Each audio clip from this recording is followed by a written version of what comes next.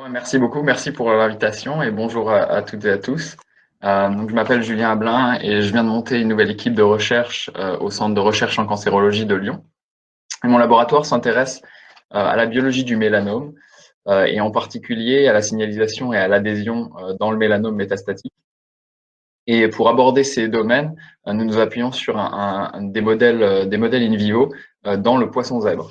Donc aujourd'hui, je voudrais vous donner un rapide aperçu de ce que ces modèles nous apportent dans la compréhension des mécanismes d'initiation et de progression du cancer et en particulier du mélanome. Donc rapidement, le mélanome, c'est la forme la plus grave de cancer de la peau. Et ce qui est important de comprendre, c'est que la survie à 5 ans pour le mélanome dépend énormément du stade de la tumeur au moment du diagnostic. Donc quand il y a une détection précoce de la tumeur, le taux de survie est vraiment très proche de 100%. Mais dès que le mélanome a déjà acquis les propriétés de dissémination et de métastase, en particulier, à ce moment-là, le taux de survie chute considérablement. Et ça, c'est malgré l'amélioration des traitements, qui a quand même été un progrès majeur, particulièrement dans le cas du mélanome, avec d'abord des thérapies ciblées et ensuite, plus récemment, des stratégies d'immunothérapie.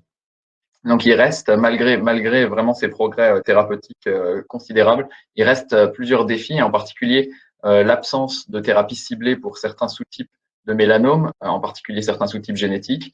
La résistance au traitement reste un problème majeur. Et comme je viens de le mentionner, la formation de métastases, qui est le plus grand défi pour les tumeurs avancées, et en particulier dans le mélanome.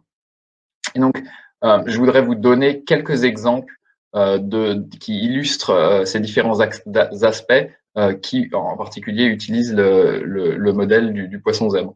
Donc, le modèle du poisson zèbre, c'est un modèle qui est vraiment assez puissant pour l'étude du cancer et dans la recherche en cancérologie. D'une part, parce que la plupart des gènes impliqués dans le cancer sont conservés dans le poisson et les programmes génétiques associés au développement du cancer également. Et aussi parce qu'on peut obtenir un grand nombre d'animaux dans un temps assez restreint, et on a de nombreux outils performants pour réaliser des manipulations génétiques dans ces poissons. En particulier, on a développé un système de vecteurs qui permet d'exprimer des oncogènes ou d'inactiver des suppresseurs de tumeurs spécifiquement dans les mélanocytes du poisson, ce qui nous permet de reproduire, si vous voulez, la transformation maligne dans un modèle in vivo. Donc, en particulier, en injectant une combinaison de ces vecteurs dans des embryons, une cellule du poisson zèbre, on peut exprimer ou inactiver des gènes spécifiquement dans les mélanocytes de poisson et évaluer la capacité de ces combinaisons génétiques à former des tumeurs dans le poisson.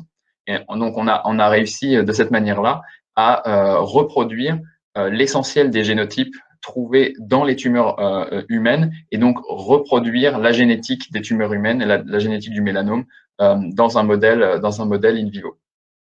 Donc, on a appelé cette technique Maserati pour un Modeling Approach in Zebrafish for Rapid Tumor Initiation. Et cette technique nous permet non seulement de reproduire des génotypes connus du mélanome, mais aussi de tester la fonction éventuelle de nouveaux gènes qu'on pourrait découvrir en analysant la génétique des tumeurs humaines. Et donc, c'est ce qu'on a fait en particulier ici avec un gène qui s'appelle SPRED1, qu'on a découvert comme étant fréquemment perdu dans un sous-type de mélanome assez rare, mais qui, à l'heure actuelle, ne dispose pas de thérapie efficace, qui est le mélanome muqueux. Et donc, on a pu reproduire l'inactivation de SPRED1 dans les mélanomes du poisson zèbre.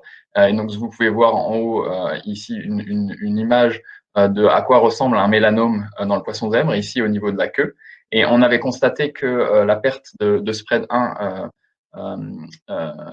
était souvent associée à l'expression d'un oncogène qui s'appelle KIT.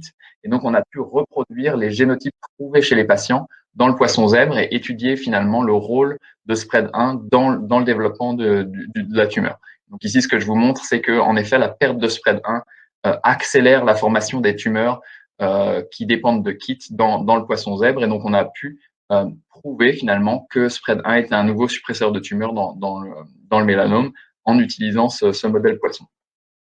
C'est aussi possible en utilisant le poisson de combiner finalement des approches génétiques et des approches pharmacologiques. Donc on peut traiter directement dans l'eau du bain des poissons adultes qui portent des tumeurs qui représentent les tumeurs des patients. Et donc ici, par exemple, dans la suite de ce que je viens de vous présenter, des tumeurs qui dépendent de KIT, on peut utiliser des inhibiteurs de KIT pour traiter ces tumeurs. Et on se rend compte, ce que vous pouvez voir à gauche, que les inhibiteurs de KIT permettent de réduire le volume de ces tumeurs quand on traite les poissons pendant 2 semaines. Mais on peut aussi voir l'influence de certains génotypes sur la réponse au traitement. Et en particulier ici, les tumeurs qui ont perdu spread 1 sont résistantes au traitement qui vise à inhiber l'activité de KIT. Et donc c'est ce qu'on peut quantifier ici en bas à droite en mesurant exactement le volume des tumeurs au cours du temps pendant le traitement. Donc ici, on a des approches combinées de génétique et de pharmacologie dans des poissons adultes. Dernière slide, Julien. Ouais. Et donc ici, c'est pour vous montrer simplement un autre exemple de ce qu'on peut faire avec le poisson pour étudier le développement des tumeurs, qui est finalement l'étude des métastases dans les poissons. On peut développer une technique de transplantation dans laquelle on peut regarder le comportement directement dans des poissons adultes des cellules de mélanome, puisqu'elles sont pigmentées, on peut utiliser des poissons transparents. Et ça nous permet vraiment d'appréhender le comportement des cellules de mélanome directement in vivo. Donc voilà, c'est un peu sur ces données que se base l'activité de notre laboratoire pour étudier le développement du mélanome et sa biologie. Merci Julien pour cette explication là, de l'activité de recherche que tu es en train de développer. On a justement une question de la part de Monsieur Surlot de BCI Pharma qui s'interroge sur la possibilité d'évaluer dans une même étude l'activité d'une molécule sur plusieurs types de cancers avec ce modèle. Oui, alors c'est possible. Il faut disposer de modèles fiables de différents types de cancers dans le poisson. Mais on peut effectivement, il y a un grand nombre de cancers qui maintenant ont été modélisés dans des poissons. Et donc on doit pouvoir tester l'activité biologique d'une même molécule dans ces différents modèles. Après, il y a aussi la possibilité de transplanter des cellules humaines dans différents systèmes de poissons. Je ne vais pas rentrer dans les détails. Et ça c'est aussi une approche qui permet de faire des tests pharmacologiques à haut débit. D'accord. Et pour terminer, une question d'Hervé Ménoni de l'IAB à Grenoble qui s'interroge sur la possibilité d'utiliser ce modèle pour mimer l'exposition, l'effet de l'exposition aux UV. Oui, ça c'est une bonne question qui revient effectivement souvent. Ça n'a pas été fait dans le poisson. Alors une des raisons, c'est que le poisson, comme il vit dans l'eau et que l'eau a tendance à atténuer l'effet des UV, ça demanderait une mise en place expérimentale spécifique pour aborder cette question.